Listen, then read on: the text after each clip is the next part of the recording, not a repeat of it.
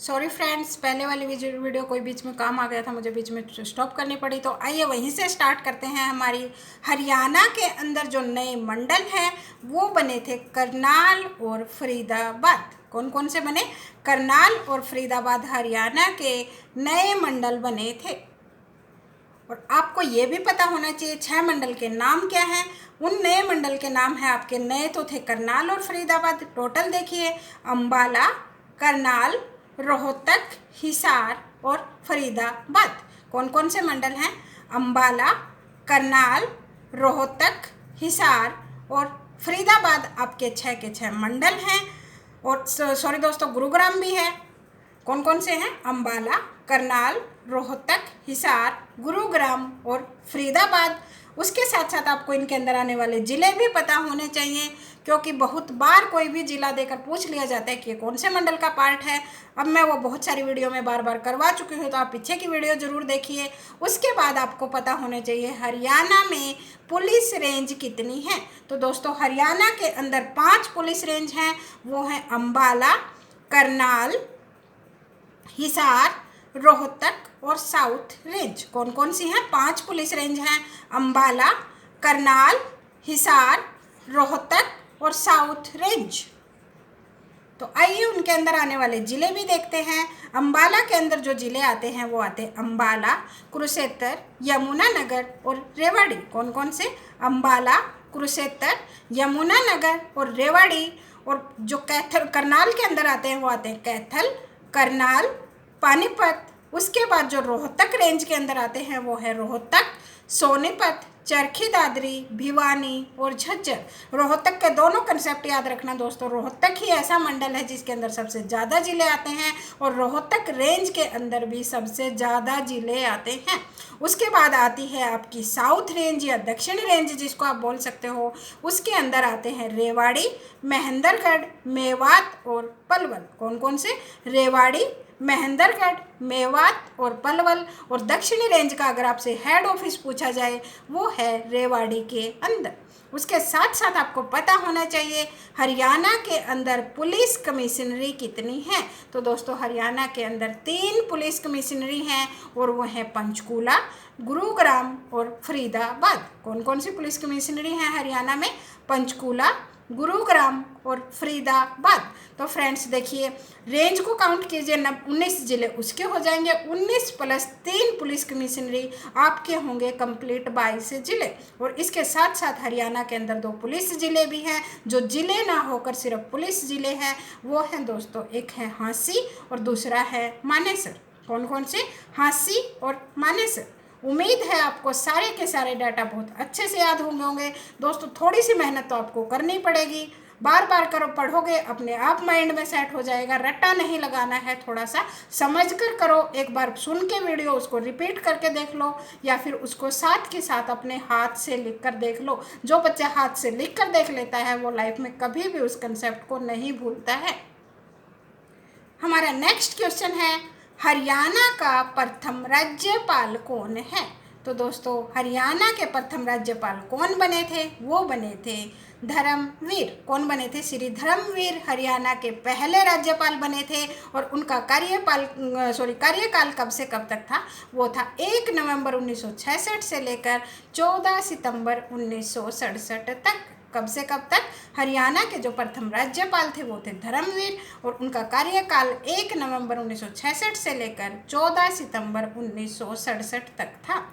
उसके बाद हरियाणा के प्रथम मुख्यमंत्री पूछे गए हैं।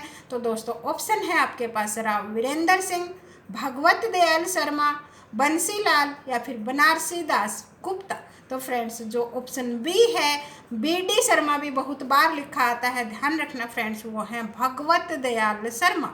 एक बार मैंने खुद ने वो पेपर देखा है, एक लिखा हुआ था बीडी शर्मा और दूसरा था बीडी गुप्ता, क्योंकि एक बनारसी दास गुप्ता और दूसरे थे भगवत दयाल शर्मा। तो पूरा नाम ना दिया हो तो ध्यान रखना, बीडी शर्मा या भगवत दयाल शर्मा हरियाणा के प्रथम मुख्यमंत्री थे। वो झज्जर के, जो उस वक्त रोहतक में आता था, बेरी विधानसभा से जो एमएलए थे, और उनका जो कार्यकाल था दोस्तों वो था 1 नवंबर 1966 से लेकर 23 मार्च 1967 तक। कब से कब तक? 1 नवंबर 1966 से लेकर 23 मार्च 1967 तक। उसके बाद इसी क्वेश्चन के अंदर से आपका दूसरा क्वेश्चन भी पूछा जाता है, हरियाणा के पहले गैर कांग्रेसी मुख्यमंत्री कौन थे? तो दोस्तों वो थे राव वीरेंद्र सिंह। कौन थे गैर कांग्रेसी जो हरियाणा के पहले मुख्यमंत्री बने? वो थे राव वीरेंद्र सिंह, और उनका कार्यकाल था 24 मार्च 1967 से लेकर 2 नवंबर 1967 तक। लगभग 10 महीने का इनका कार्यकाल था। जो राव वीरेंद्र सिंह थे, इनका जो कार्यकाल था वो था 24 मार्च 1967 से 2 नवंबर 1967 तक। और इसके साथ ही आपका तीसरा क्वेश्चन जुड़ा हुआ है, क्योंकि 1967 के अंदर ही उनकी सरकार भंग होते ही हरियाणा के अंदर राष्ट्रपति शासन लगा था। हरियाणा के अंदर पहला राष्ट्रपति शासन दोस्तों नवंबर 1967 के अंदर ही लगा था। दूसरी बार 1977 के अंदर, और तीसरी बार लगा 1991 के अंदर। कब लगा? राव वीरेंद्र सिंह के जस्ट बाद उनकी सरकार को हटाया गया और वहाँ पर राष्ट्रपति शासन लगाया गया 1967 में। उसके बाद लगा 1977 में, और उसके बाद लगा 1991 में। सारे डाटा आपको बहुत अच्छे से ध्यान रखने हैं। और एक और क्वेश्चन दोस्तों इसी क्वेश्चन के अंदर से बनता है, हरियाणा के आज तक के सबसे ज़्यादा पढ़े लिखे मुख्यमंत्री कौन थे? तो वो भी थे भगवत दयाल शर्मा। थोड़ा सा इनके बारे में अगर देखा जाए तो दोस्तों उस वक्त में इन्होंने डिलीट की डिग्री की हुई थी, एमए डिलीट। दोस्तों एमए डिलीट वाला DELET वाला नहीं कि वो डिलीट हो गई, डिलीट एजुकेशन की हमारी हाईएस्ट डिग्री होती है। और ये डिग्री भगवत दयाल शर्मा ने महर्षि दयानंद यूनिवर्सिटी से की थी। कहाँ से की थी? महर्षि दयानंद यूनिवर्सिटी जो रोहतक में है, वहाँ से भगवत दयाल शर्मा ने डिलीट की डिग्री ली हुई थी। तो वह हरियाणा के आज तक के सबसे ज़्यादा पढ़े लिखे मुख्यमंत्री थे। नेक्स्ट क्वेश्चन देखिए, क्षेत्रफल की दृष्टि से भारत में हरियाणा का कौन सा स्थान है? दोस्तों बहुत सारी बुक्स में आपको 21वां दिया मिलेगा, लेकिन जो रिसेंट डाटा है भारत में हरियाणा का स्थान क्षेत्रफल की दृष्टि से देखा जाए तो वो 20वां स्थान है। कौन सा स्थान है? 20वां स्थान है। जनसंख्या की दृष्टि से अगर पूछा जाए आपसे हरियाणा का भारत में कौन सा स्थान है, 2011 की जनगणना के अनुसार तो वो है 18वां स्थान। एक बार फिर से रिपीट करवाती हूँ, 1 नवंबर 1966 को जब हरियाणा बना तब 18वां संविधान संशोधन हुआ, भारत का 70वां राज्य बना, क्षेत्रफल की दृष्टि से 20वां स्थान है, और जनसंख्या की दृष्टि से आज भी हमारा 18वां स्थान है। हमारा नेक्स्ट क्वेश्चन देखिए फ्रेंड्स, वो है हरियाणा का सर्वाधिक क्षेत्रफल वाला जिला कौन सा है? तो दोस्तों वर्तमान के अकॉर्डिंग पूछा गया है। पहले बहुत सारी बुक्स में अगर आप पुराने बुक्स देखोगे तो आपको भिवानी दिया होगा, लेकिन चरखी दादरी अलग होने के बाद भिवानी सबसे बड़ा जिला नहीं है। जो वर्तमान में हमारा सबसे बड़ा जिला है क्षेत्रफल के अकॉर्डिंग वो है ऑप्शन डी, सिरसा। कौन सा है? सिरसा है। अगर आपको ये पता है कि क्षेत्रफल के अकॉर्डिंग सबसे बड़ा जिला सिरसा है तो आपको उसका क्षेत्रफल भी पता होना चाहिए, वो है 4277 वर्ग किलोमीटर। सिरसा का क्षेत्रफल है 4277 वर्ग किलोमीटर। और आपको अगर इसके साथ साथ ये भी पता होना चाहिए कि उसकी जनसंख्या कितनी है। तो दोस्तों वर्तमान में 2011 की जनगणना के अनुसार सिरसा की जो जनसंख्या है वो है 12,95,189। कितनी है? 12,95,189। क्योंकि आपके लिए जनसंख्या करना इसलिए ज़रूरी है क्योंकि हरियाणा का सबसे सर्वाधिक क्षेत्रफल वाला जिला होने के साथ साथ जो सिरसा का जनघनत्व है वो पूरे हरियाणा में सबसे कम है। जनघनत्व होता है 1 किलोमीटर के अंदर कितने लोग रहते हैं। तो जहाँ का क्षेत्रफल सबसे ज़्यादा है लोगों के पास स्पेस उतना ही ज़्यादा होगा। लोग एक एरिया के अंदर थोड़ा भीड़ के अंदर होकर कम रहेंगे, तो वहाँ का जनघनत्व है दोस्तों 303 वर्ग प्रति किलोमीटर। कितना है? 303 पर वर्ग किलोमीटर है। और वहाँ का क्षेत्रफल है 4277। जनघनत्व पूरे हरियाणा में अगर आपसे पूछा जाए सबसे कम कहाँ का है तो वो सिरसा का है। और वहाँ की जनसंख्या भी आपसे पूछी जा सकती है 12,95,189। आपको पूरा डाटा देखो वैसे तो करना चाहिए, हर जिले की आपको जनघनत्व भी पता होना चाहिए, वहाँ की जनसंख्या भी पता होनी चाहिए, क्षेत्रफल भी पता होना चाहिए। लेकिन अगर आप इतना नहीं कर सकते तो आप कम से कम सबसे ज़्यादा और सबसे कम वाले का तो ज़रूर करके जाइए।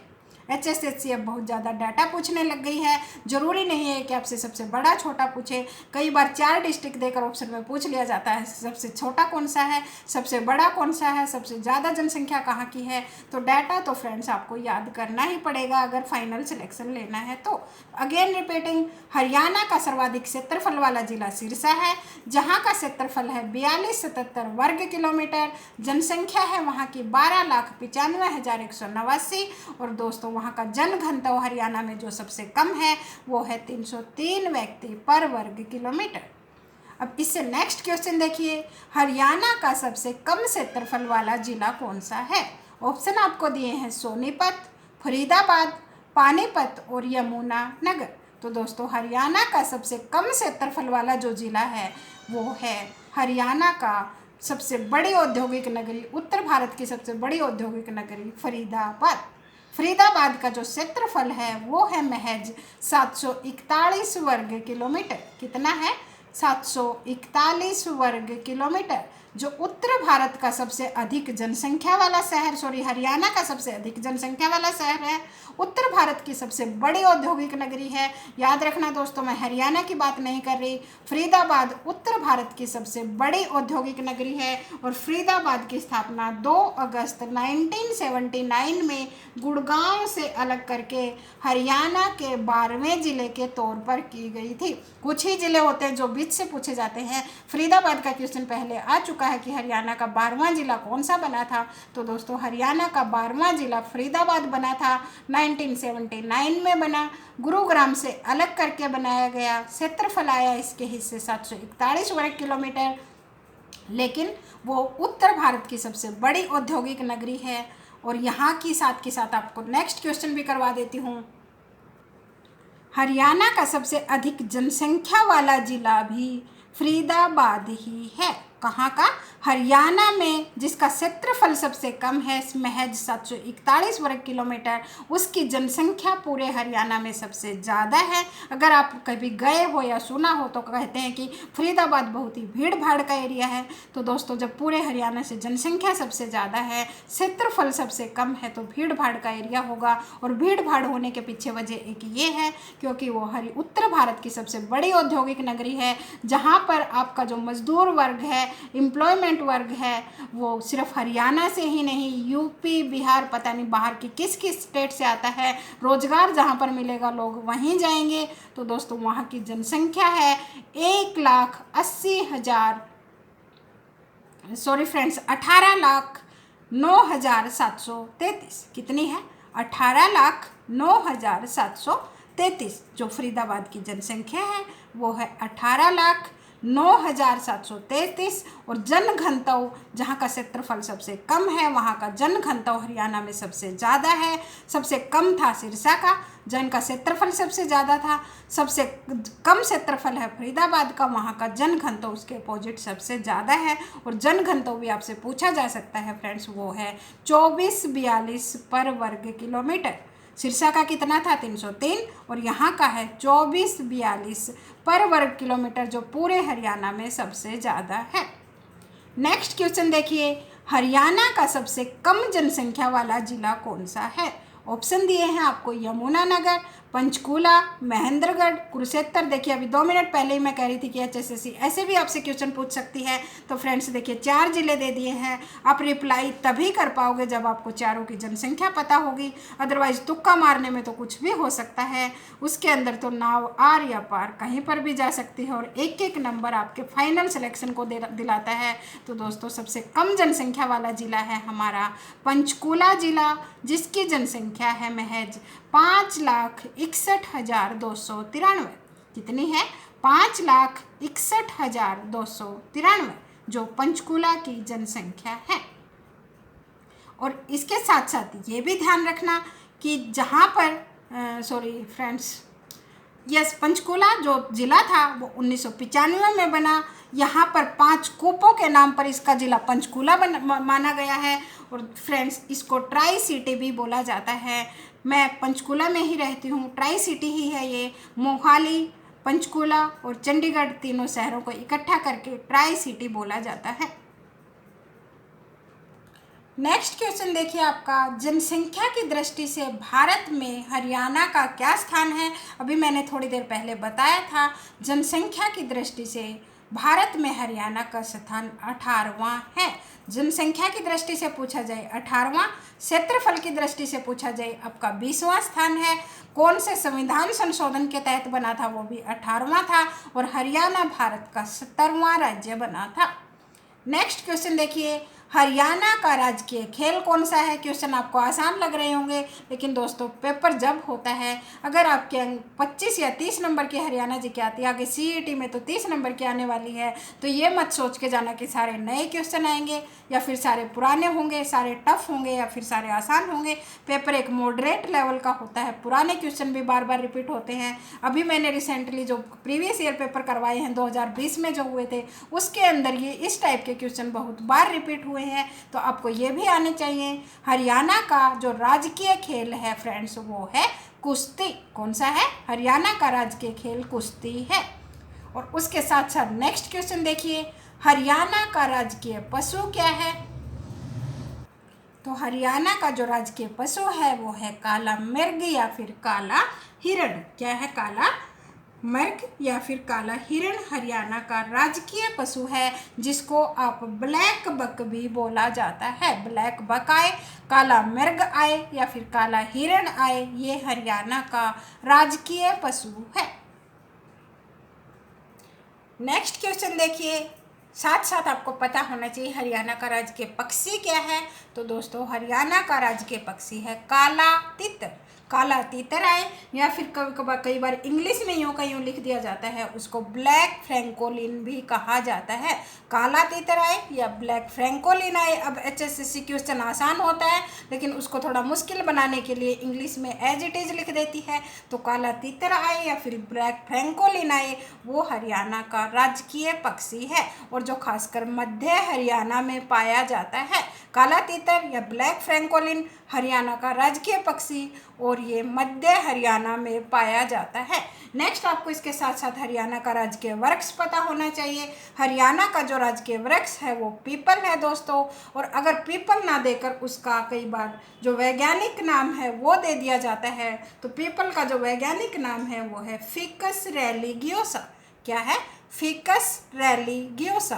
रेलिगियोसा वर्ड से याद रखना रिलीजन से संबंधित होता है। आपने बहुत सारी माताओं बहनों को औरतों को देखा होगा पीपल की पूजा करते हुए। साइंटिफिक रीजन होता है वैसे तो, क्योंकि पीपल हमें रात को भी ऑक्सीजन देता है, दिन में भी ऑक्सीजन देता है, और कोरोना ने तो सबको ऑक्सीजन की अहमियत बहुत अच्छे से बता दी। तो दोस्तों पीपल को वो अपनी श्रद्धा है, कोई उसको धार्मिक वे में पूजता है, कोई साइंटिफिक वे में पूजता है। जो हरियाणा का राजकीय पेड़ है, वृक्ष है, वो पीपल है और जिसको फिकस रेलिगियोसा भी बोला जाता है। और रिलीजन क्या होता है? हमारा धर्म होता है। तो उस नाम से जोड़कर भी आप इसको याद रख सकते हो। एक आपको पता होना चाहिए हरियाणा का राजकीय पुष्प क्या है। तो हरियाणा का राजकीय पुष्प कमल होता है।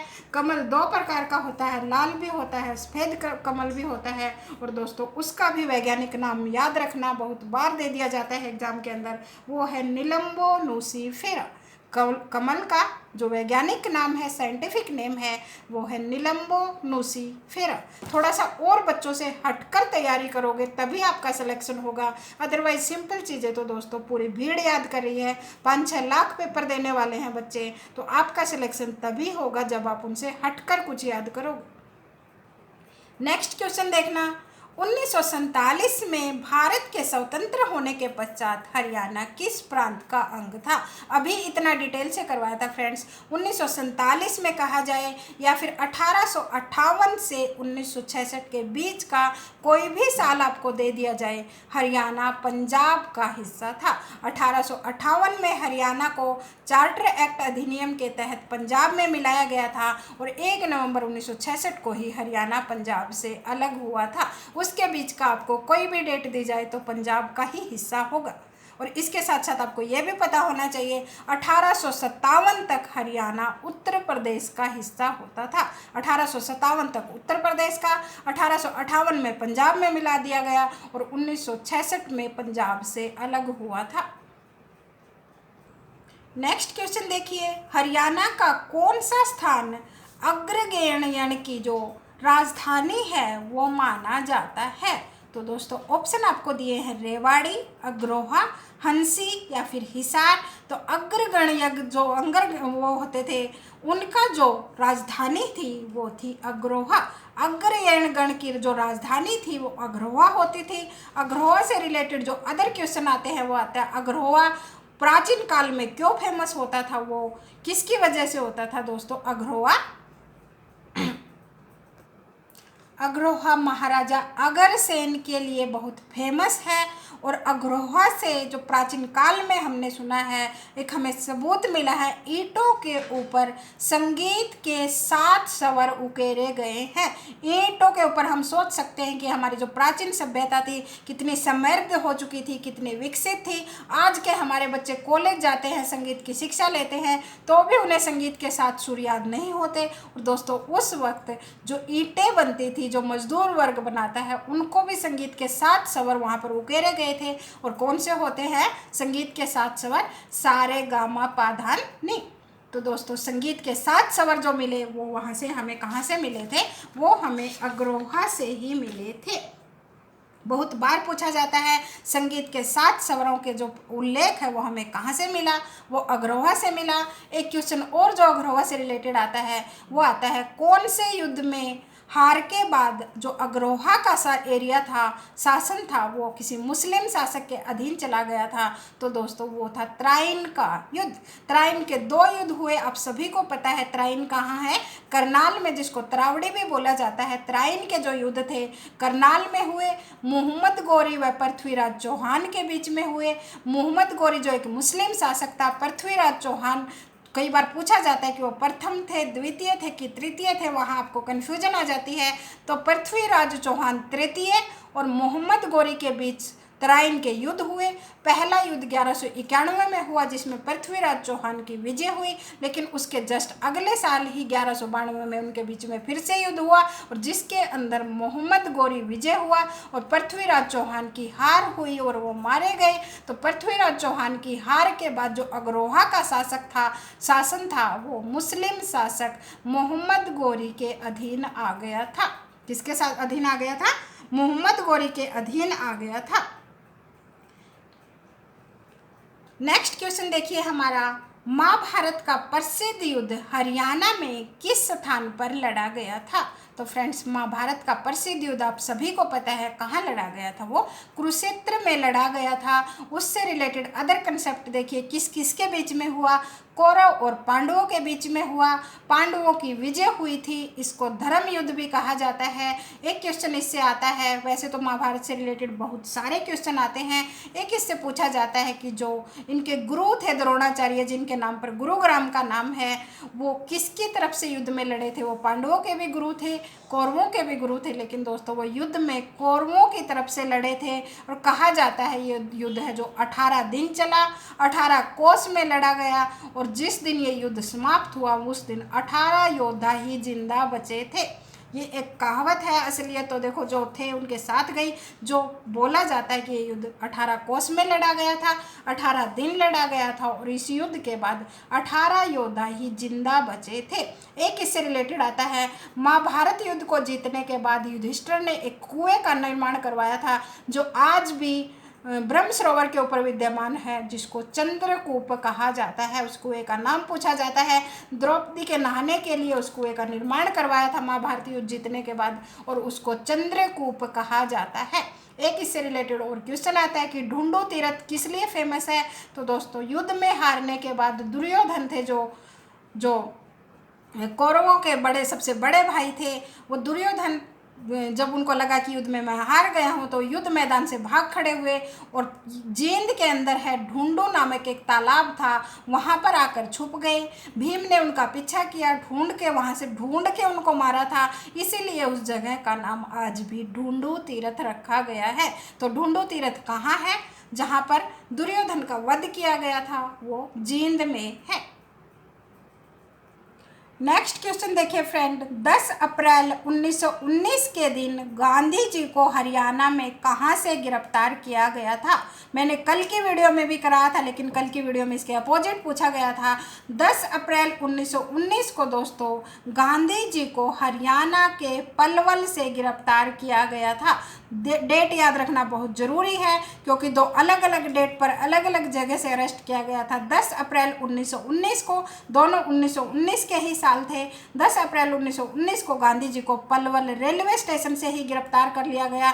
वो रेल से नीचे भी नहीं उतर पाए थे, तभी उनको गिरफ्तार कर लिया गया। और उनकी इसी याद में 2 अक्टूबर 1938 को सुभाष चंद्र बोस ने पलवल रेलवे स्टेशन के पास गांधी संग्रहालय की नींव रखी थी, जो आज भी विद्यमान है, जो पलवल रेलवे स्टेशन के बिल्कुल नज़दीक है। बाद में उसको दिल्ली ट्रांसफ़र कर दिया गया था, क्योंकि वहाँ पर उसकी देख रेख प्रॉपर नहीं हो पा रही थी। तो 10 अप्रैल 1919 को गांधी जी को हरियाणा के पलवल से गिरफ्तार किया गया।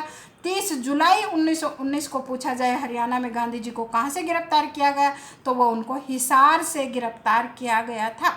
30 जुलाई 1919 को हिसार से गिरफ्तार किया गया। और एक और क्वेश्चन आता है फ्रेंड्स, महात्मा गांधी एक और बार हरियाणा में आए थे। महात्मा गांधी मोहम्मद अली व शौकत अली, जिनको अली भाई बोला जाता था, मोहम्मद अली व शौकत अली के साथ रोहतक भी आए थे, और वो आए थे 8 अक्टूबर 1920 को। महात्मा गांधी किस किस के साथ आए? मोहम्मद अली व शौकत अली के साथ रोहतक आए, और वो आए थे 8 अक्टूबर 1920 को। नेक्स्ट क्वेश्चन देखिए हमारा, हरियाणा के उत्तर में निम्नलिखित में कौन सा प्रदेश स्थित है। दोस्तों यहाँ पर आपसे उत्तर दिशा में पूछा है, तो आपको सारे ही कंसेप्ट क्लियर करवा दूँ। हरियाणा के उत्तर दिशा के अंदर दोस्तों कौन सा प्रदेश है? वो है हिमाचल प्रदेश। हरियाणा के उत्तर दिशा में हिमाचल प्रदेश लगता है, और हिमाचल प्रदेश के साथ हरियाणा की सबसे कम सीमा लगती है, या फिर उसको न्यूनतम सीमा भी बोल सकते हो। हरियाणा के उत्तर में कौन सा है? हिमाचल प्रदेश है, और वहाँ पर हरियाणा की सबसे कम सीमा लगती है। उसके साथ साथ आपको दूसरा भी बता दूं, हरियाणा के दक्षिण पश्चिम में राजस्थान लगता है, जिससे हरियाणा की सबसे ज़्यादा सीमा लगती है। दक्षिण पश्चिम में राजस्थान है, पूर्व के अंदर दोस्तों उत्तर प्रदेश और उत्तराखंड है। हरियाणा के पूर्व में पूछा जाए, यमुना नदी हरियाणा की पूर्वी सीमा पर बहती है ना, और वो किस किस को अलग करती है? हरियाणा और उत्तर प्रदेश को अलग करती है। तो हरियाणा के पूर्व में है उत्तर प्रदेश और उत्तराखंड, और उत्तराखंड से अकेला हरियाणा का एक ही जिला लगता है, वो है यमुनानगर। और दोस्तों हरियाणा की जो अधिकतम सीमा है वो राजस्थान के साथ लगती है। और एक और क्वेश्चन इसी के साथ, नेक्स्ट क्वेश्चन देखिए, हरियाणा के पश्चिम में निम्नलिखित में कौन सा प्रदेश है? देखियो आपने उत्तर में कर लिया, दक्षिण पश्चिम में कर लिया, पूर्व में कर लिया, तो आप एक अकेला पश्चिम में भी जरूर पता होना चाहिए। हरियाणा के पश्चिम में है पंजाब प्रांत, जिससे हम अलग हुए हैं। हरियाणा के पश्चिम में पंजाब है, और हरियाणा के 7 जिले पंजाब से लगते हैं। कितने जिलों की सीमा लगती है? हरियाणा के 7 जिलों की सीमा लगती है। और एक और क्वेश्चन जो इसी के अंदर से आता है वो है, हरियाणा के ऐसे कौन से जिले हैं जिसकी सीमा किसी दूसरे राज्य से नहीं लगती? पहला अकेला रोहतक होता था, लेकिन अब उसके साथ साथ चरखी दादरी भी है। तो हरियाणा के रोहतक और चरखी दादरी की सीमा किसी भी अन्य राज्य से नहीं लगती है। वो अकेले 2 जिले हैं हरियाणा के, जिनकी सीमा किसी भी बाहरी राज्य से नहीं लगती है। तो उम्मीद है दोस्तों आपको बहुत अच्छे से सारे के सारे क्वेश्चन याद हो गए होंगे। अगर एक बार देखने से नहीं याद होते हैं तो आप स्पीड बढ़ाकर वीडियो को दोबारा देख लीजिए। टाइम बहुत वैल्यूएबल है, लेकिन ऐसा ना हो कि एक दिन में आपने 10 वीडियो देखी और क्वेश्चन एक भी याद ना हुआ। उससे बेटर तो आप एक वीडियो को अच्छे से देख लीजिए। और ज़रूरी नहीं होता कि आपको सिर्फ मेरी देखनी है या किसी एक की, आपको जहाँ से समझ में आए, जिस बुक से समझ में आए, जिस वीडियो से आपको समझ में आए, जिस टीचर का समझ में आए, वहाँ से पढ़िए। फाइनल टारगेट आपका जॉब लेना है। जिस दिन आप जॉब ले लोगे उस दिन आपका कंपैरिजन किसी और से नहीं हो सकता है। तो दोस्तों तैयारी को अच्छे से कीजिए। एग्ज़ाम आने वाले हैं, 16 जुलाई से हरियाणा में एग्ज़ाम स्टार्ट हो रहे हैं। अपनी पढ़ाई पर कंसंट्रेट कीजिए। देखो वो कहने वाले तो आपको हमेशा मिल जाएंगे कि कोई पेपर खरीद रहा है, कहीं पर नकल चल रही है, होता सब कुछ है। लेकिन दोस्तों मेहनत करने वाले भी मैंने बहुत देखे हैं, जिन बच्चों ने बहुत अच्छे से मेहनत की और फाइनल सिलेक्शन लेकर बैठे हैं। तो अपनी मेहनत पर विश्वास कीजिए, दूसरों की सुनोगे तो पीछे रह जाओगे। तो आज के लिए हमारे इतने ही क्वेश्चन। उम्मीद है आपको हमारी वीडियो पसंद आई होगी। अगर पसंद आई हो तो like, share and subscribe our channel. मिलते हैं आपसे नेक्स्ट वीडियो में ऐसे ही और इम्पोर्टेंट क्वेश्चंस के साथ।